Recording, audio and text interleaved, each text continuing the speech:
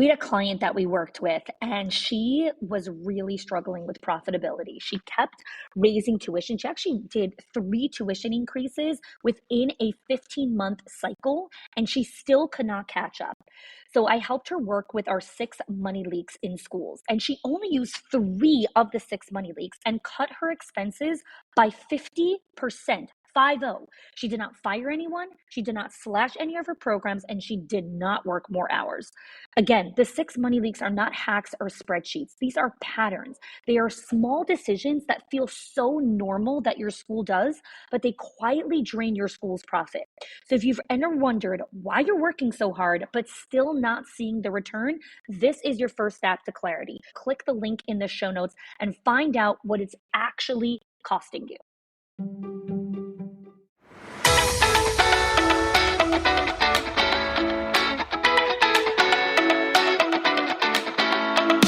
Welcome to the Schools of Excellence podcast, a place for insightful conversations about building sustainable schools of excellence. Join me each week as we explore the importance of leading with your values, creating impact, and leaving a lasting legacy. My goal on the show is to provide you with clarity, elevate your mindset, and equip you with practical strategies and inspiration. I'm Chana Olshansky, a proud mother of 4, a former New Yorker, now savoring sunny Florida vibes. With a professional journey spanning 18 years across all levels of school leadership, I bring nuanced insight that delve into the intricate details of running a center, as well as the broader visionary aspects of leadership. Thank you for joining me for this conversation. Let's build a legacy of excellence together. My conversation today is with Cayla Rush, who is a member of our legacy group. We talk about what it takes to build self-trust. Our conversation today took a lot of different turns, and the focus and the theme really of the whole conversation was, how do we build self-trust? How do we sustain it? What are the challenges of really learning how to build our own endurance and our own high level of mental acuity? And I really enjoyed my conversation with Cayla, and I hope you do too. I'm Cayla Rush. I am the owner of Precious Angels Learning Center in Sioux Falls, South Dakota. I have been owner for almost 11 years this year. We started over 20 years ago as an in-home with my mom and sister. And then I took over as owner when my mom retired 11 years ago. So walk us back to the time when you first heard our company or kind of started to engage with Schools of Excellence, and what that experience was like, and what ultimately got you excited to join. Mm-hmm. So I think I first heard of Schools of Excellence, honestly, through the podcast, and then just going to other retreats and conferences, things like that, and hearing you speak, and just knowing that you gave a little different perspective than what I had been exposed to before. And what made me really want to join was just how real you were, that you'd been there, you have walked in our shoes. And so I remember kind of inquiring and having that first call with you. And I just loved how real it was. And also just that you don't take everybody, like based on our answers to our questions, and you have a philosophy and you have what you're looking for. I loved that because not everyone is like that. Yeah. Because I think the biggest thing also is really understanding that when I created the company of Schools of Excellence, where this company isn't for everyone, it's also understanding that I model that of what I want you to do in your centers, that you are not for everyone. Yes. Your school is not for every kind of teacher. Your school is not for every kind of parent or for every kind of child. And so living the values through the through line is such a critical part of just building legacy businesses. Yes. So when you first joined Schools of Excellence, you were working through a lot of different things all at once. So I'd love to hear, what were some of your quick wins, some of the things that you started implementing, and then we could talk about where you are today. But first, take us back, back then. Where I was, from what I remember, from what I was, overwhelmed, completely taking on way too much. And so what I took away right away was the foundations and the pillars, honestly, was gratitude, the one-on-ones, really being true to who we are. Like you just said, learning that just like Schools of Excellence isn't for everyone, like Precious Angels is not for everyone, and that's okay. and truly being able to live to our values and expectations. Like, nope, like that's not what we stand for. I had to start small. I think right away I was like, woohoo, like all these things, great. And even just knowing that you were there, Michelina was also there to like, nope, like you like slow down almost, like don't take all this information and think Yeah. you're going to do all of it. Yeah. Um, and I think what really hit home for me too, and throughout the process, is when you're like, there are times you're going to move up the pyramid, and Yeah. there's going to be times that you need to go back to survival.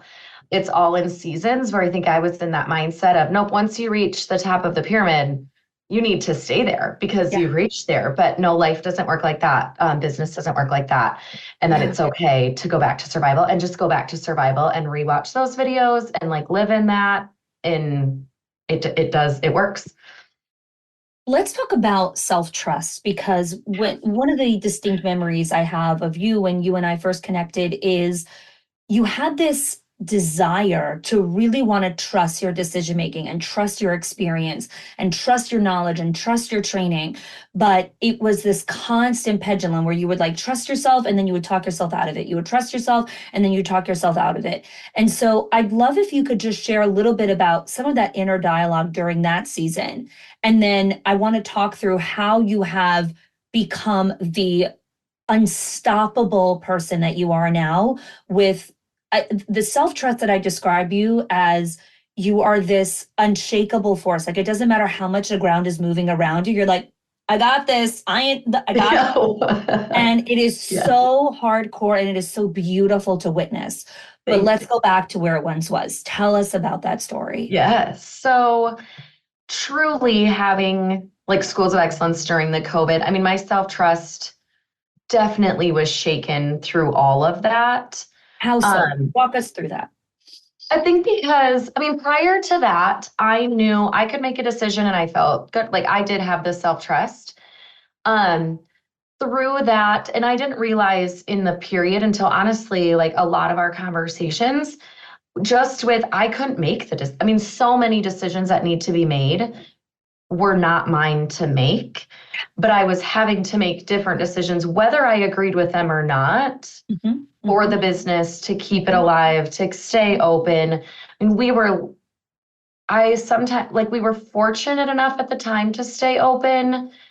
Um, Looking back, I think we have our own challenges with actually staying open, Yeah. and just what that mentally did to our entire childcare force here in our community, and just things like that. But at the very beginning, working with you, I remember you like constantly, I even have a tattoo of it now, like you would say, pause and sit in the discomfort. In that, I still like can hear you saying that to me in moments when I need it. And that, I mean, there was kind of a series there for what, like everything was like pause, like breathe, like, and that's really, really, really what helped me through that. And then now, as I'm growing through the self trust, I think just all the challenges that you've given me, um, and seeing that process and that cheering us on, challenging, having the group, the support of other owners who, in some way, shape, or form, have either done it before or haven't quite or similar. And we can compare stories and just, okay, what did you learn or what did you not learn, or just things like that. But the challenges and the cheering, and even knowing you personally meet us where we are at also, and like challenge us in a way that's personal and isn't just like, hey, okay, everybody, like everyone in this group, we're all doing Yeah. the same thing. You did still find a way to personalize it. And to me, that like is huge, because that I truly look at you as a coach, not just a group, like a owners group or a Yeah. directors group, that you really are there to coach me. And that has a lasting effect and has truly helped my self-trust. And I just like the psychology of things, how the brain works. I love that you incorporate so much of that, because it is so true. And we don't, because we're boots on the ground in the fog, we don't always see that. And so to hear you be like, nope, this is normal, you're like, oh, okay, good. Like I Yeah. am still normal. Let's talk about the personalization piece a little bit because I find it's a big misconception often when we're in groups or when we're in community because there's such a beautiful part of community, which I love. And I think everyone needs community in their life. And then at the same time, there is so much personalization and nuance that is needed when you're being coached because the advice that I give you for the exact same problem, I will give someone else completely different advice based on their capacity, their season of life, their financials, their business model, their team, their support network, their location of their business. Like there's Mhm. so many angles. So I'd love for you to speak to like only what you want to share, just like what were some of the personalization or questions that you came with and you're like, okay, now I know what to do next here. Mhm. Just thinking back to the very, very beginning, like now I've established some of those relationships. So like I feel Sure. comfortable bringing anything to the table, but even right away, you create that environment where you're like, okay, I'm here, ask me anything. And you gave that opportunity to everyone. Like you sat in that pause and you sat in the silence to allow for people to talk. And then even just witnessing other people's questions and your answers, I just knew like, you're not giving just a box answer that you truly, and you ask more questions. Like also what has been huge for me and really has, I don't know, made an impact is that you ask more questions. You don't just answer the question for us. You ask us questions. So we really come up with it on our own. Yes. But Yes. you have coached us through that and that has longer effects. Well, that's what builds the self-trust. Yes. Because And the when, skills, just any yeah, other skills. Absolutely. yeah. Mm-hmm. Mm-hmm. So the quality of questions and the reason why I took the time to ask more of those questions is because my goal of our interaction is not for you to have the dopamine hit of, okay, I got the answer that I wanted. Now I'm going to go solve the problem. The goal of each interaction is to build more self-trust, is to build that ability for you to be able to ask the questions on your own, for you to be able to create that pause. And that requires restraint on my part, because it's so much easier for me to just to tell you the answer. Yeah. Um, but then I'm not honoring my commitment in our relationship. Mhm. And the more that I can model that, the more I hope that the owners will do that with their staff and create that pause. And because that's how we create generational excellence inside of our organizations. Mhm. So I'd love to tell us a little bit about your story of building your leadership team. You've gone through all these different phases. Would love to hear just what your journey was like and what it looks like today. Mhm. So when I first started, it was me. It was I was owner and director for probably 7 years of my 11. We were smaller as well, but as we wanted to serve more families, serve the community, I knew I didn't know in the moment, but I had really no choice but to get Yeah. some Yeah. help. Yeah. I started with just assistant directors because I was still building my trust skills, even honestly. And now today it has stemmed from assistant director to directors. Even right now, I dreamed big this summer and have made it happen. We have a program director, we have an educational director, I have an onboarding specialist that's not in the classroom, and then myself. So I want to hold at that for a second because this is so important to unpack the psychology around this. When you first started, you were a solo team. And I think it's important to understand that a lot of the people that are solo teams are not because they cannot afford to hire. It's because you do not trust yourself to hire. So yes. talk to us about how you have built capacity to hold a leadership team, because a leadership team is not just about task rabbits who now do all your little stuff. It requires you to become a different leader so you can hire and trust and delegate. So we need to talk about this because this Mhm. this is not spoken about enough. So talk to us about it. Yes. So early on, I mean, now it was probably a couple years ago when I went to, you had invited me to the legacy training when I wasn't part of the legacy group, and we were speaking about leading leaders. And when you called them Olympians, that we were coaching the Olympians and they in turn are then coaching the teachers. Yeah. And that was a mind shift for me because prior to that, I thought I had to be the leader and then help the teachers in turn help the families, in turn help the kids, like that it all was my job.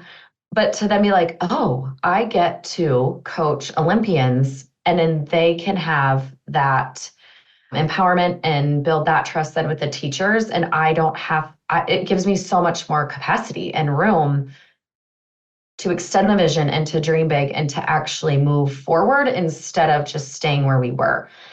And I've certainly learned along the way, like people who I thought would be great or what I wanted. And then it was like, nope, that's not at all what I wanted or what the center needed. How did you know that? That's again a self-trust piece. How did you know? Nope, that's not what I wanted. Mm-hmm. Walk us through that. The first director I had on paper, and in theory, because I tend to be very empathetic and oh, sure, that doesn't work. Great, we will adjust to everything we're doing to make that work for you. Yeah. And so going in, I was like, I need somebody who's nope, that's not how it is. And I got that and I hired that. And about 6 months in, because it took about that amount of time, just seeing the culture shift. And even I knew at that point, there needs to be a bridge where there is that firm accountability on certain aspects. And in some aspects, it's not all nope, policy says this and see you later. There has to be compassion in there. And so that one, honestly, to me was beautiful because I also coached her out. I didn't have to let her go. We didn't have this awkward falling out even with families. It really was the coaching of asking her questions, what she really wanted, what the center was, what she could do, couldn't do, what she was willing to challenge herself to. And it was just coached to honestly be no, I agree, this isn't the right fit. And then talking with you and just knowing the program of okay, now sit in that, because it's not easy to discover that and then also have a director leave. But I sat in that for a while before I looked at what I wanted to hire for next time, knowing, okay, what I thought was the extreme. Nope, we need to scale back.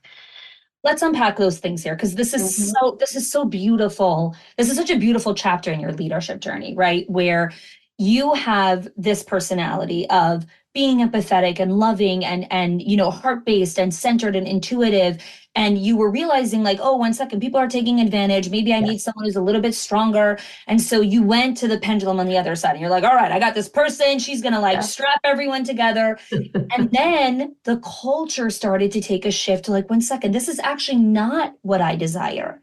Mm-hmm. That's where we have to sit in the pause and the grief, because what can come up is shame. Is doubt, is beating ourselves up of how could I have done something so stupid? I should have known better. All the should haves. Mm-hmm. And moving through that discomfort and then coming back again and saying, and now here's what I'm going to do differently. And here's what I'm going to do next time. That is this arc of what leadership truly is about, where you didn't let yourself get beat up by that, but you actually embolden yourself to, and now this is what I know I really need. Mm-hmm. Certainly with the support of other people who had even just had to transition through different directors was helpful. Conversations, even just the some of the videos in the portal, things like that, where it is important to me to stay true to my values. Yeah. And I had to sit in it. In the moment when I kind of realized oh dear, this is not the direction I want it to go, I certainly sat there for a little while. And I know when you get quiet, you're sitting in all of that. And I think just a beautiful part of having this kind of relationship where I know you and I get to know, just how you respond to things and what goes on. I know when you go quiet and I'm not hearing from you, it's a signal that you're in distress, that you're working through something. And so that's where you and I can be honest, and I could ping you and say, I know you're going through something. If you want to talk about it, I'm here. If you want the space to do whatever you need on your own, take your time. I'll just keep checking in.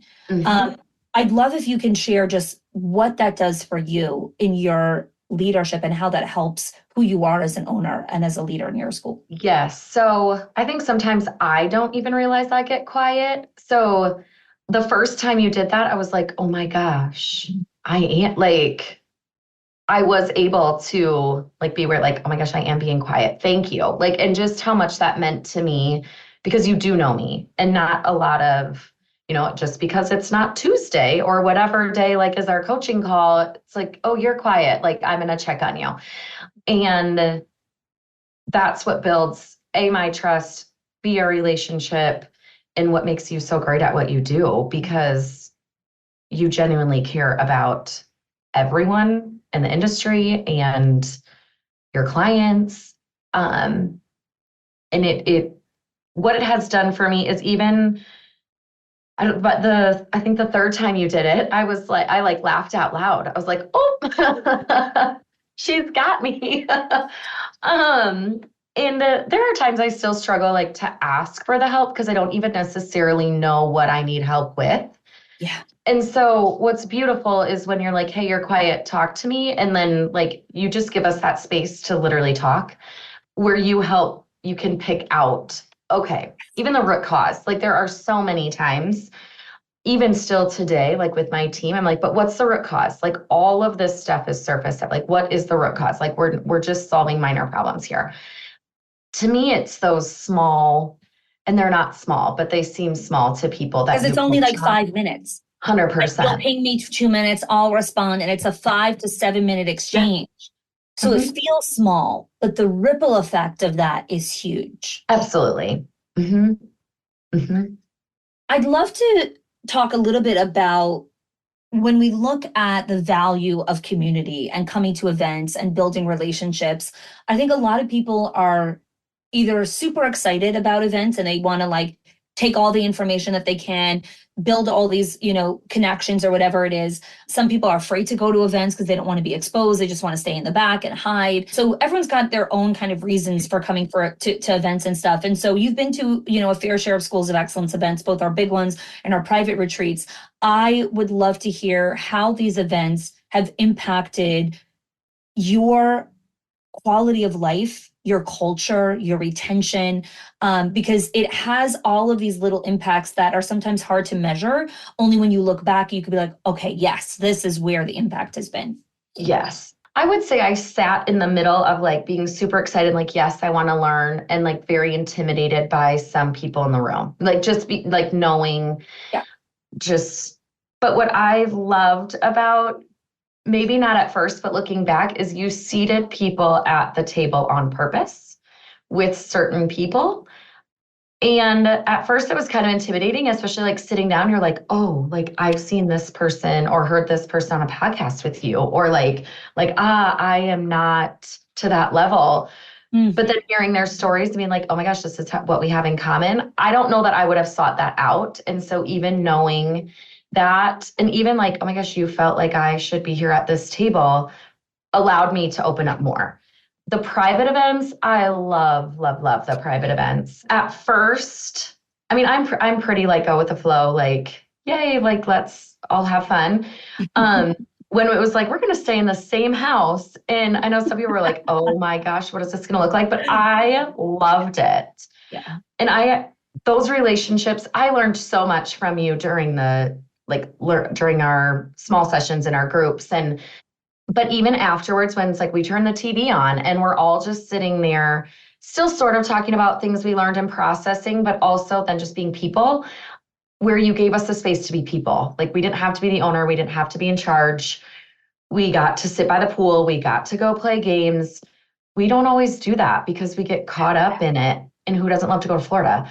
We're like, I wouldn't, even now I'm like, okay, gosh, I'm ready to go somewhere but like without, hey, we're doing this, we're doing this, I wouldn't necessarily go. And then you get there and you're like, oh yes, like I did need this and I need this. Yeah. Because it fills your cup in emotionally, personally, even just away from the business, away from family.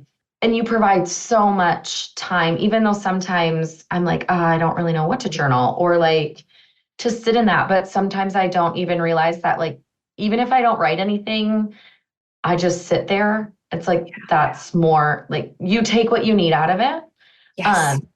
And you just allow for that space. And Schools of Excellence has been fantastic with allowing us that space that we would not take for ourselves. Yes. And I have two more questions. One of them is about space, and then I'll ask you my final one. But in a hustle culture, in a culture that is so values, keep calm and carry on and just keep going, and toxic resilience and keep moving forward, why is space and the pause such a critical part of the longevity of your business? Because again, we can run a race for a year or 2 years, but what's the end game, right? Like, you can't run a race for more than 2 years. Correct. So talk to me about why space is so important. Because like you just said, because we do live in that like hustle bustle, like let's go. And it's like, where's the answer? What's this? Like, what are we going to do? And it's just like, nope, because your brain has to reset. Like leaders can't, and we have to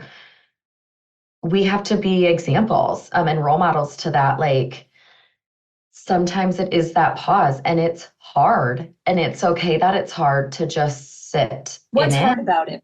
Why is it hard to? It's uncomfortable because that immediate gratification is not there. Yeah. But also, I mean, I think that it has stemmed. I'm not a phone person. I don't need my phone to like wind down at night, those type of things. And I think part of that is just from your continuing teaching of the pause and the silence. And because I've seen it work. Because I was a doer, or I still am a doer. Like, let's fix it, let's go, let's do it. But to challenge that pause and then to actually see, wow, like that did work, because your mind thinks clearer and you can make better decisions for your company, for yourself, for your leadership team when there is the pause and the silence. I think more than anything, that's where the self-trust really comes from. Yes. When I speak at events, I invite the pause, because I say, when I'm talking, you're listening to me. When I pause, you're listening to yourself. Mm-hmm. And you need to learn how to listen to yourself more than any other person in the world. Yes. So yes, come for mentorship, come for coaching. It's so important. And then the space of the coaching and the mentorship must provide the space for you to learn how to listen to yourself. Mm-hmm. Because that's ultimately what we're looking for. Right. Yeah. For the longevity. Mm-hmm. So Cayla, people listen to this podcast, they listen to these, different conversations with leaders. Everyone's got their own reason why I can't join now. This is not the right time. I don't know if I could do this. I don't know if it's going to work for me. What would you tell an owner who's listening to this, who's like, maybe this is the time I should join? Like, what's your message? My message is, if the thought is already that you're thinking about it, it's time to do it. Because agreed, and what is great about Schools of Excellence, you don't have to take all of it all at once, and that's okay. Like, take whatever season you're in and use that information.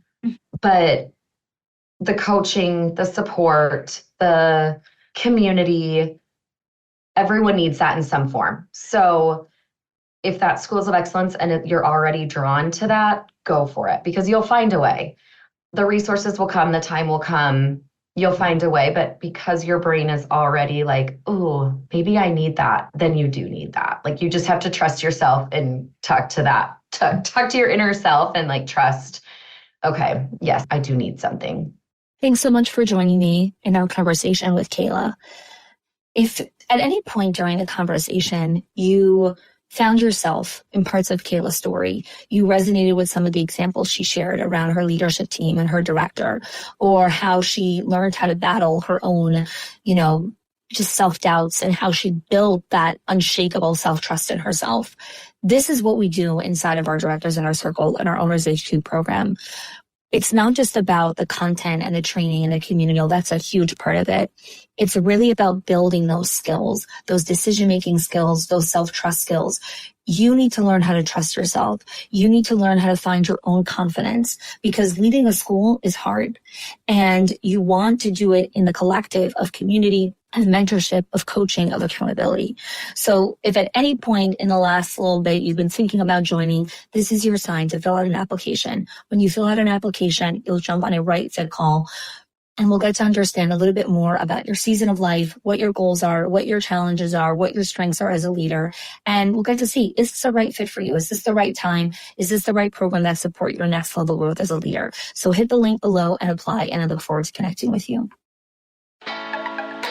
If you are loving the Schools of Excellence podcast and have gotten any value out of it for your school, I would love if you can do two things for me. One, subscribe to the show so you never miss an episode. And two, can you please leave us a review? Reviews help other school leaders know that this is the place to learn how to build a school of excellence. And I would be so grateful if you can do that for us. Your help and support makes this show to be able to be listened by the thousands of other school leaders all around the world. Thanks so much for listening, for giving us your time and attention each and every week, and I appreciate that you have joined us.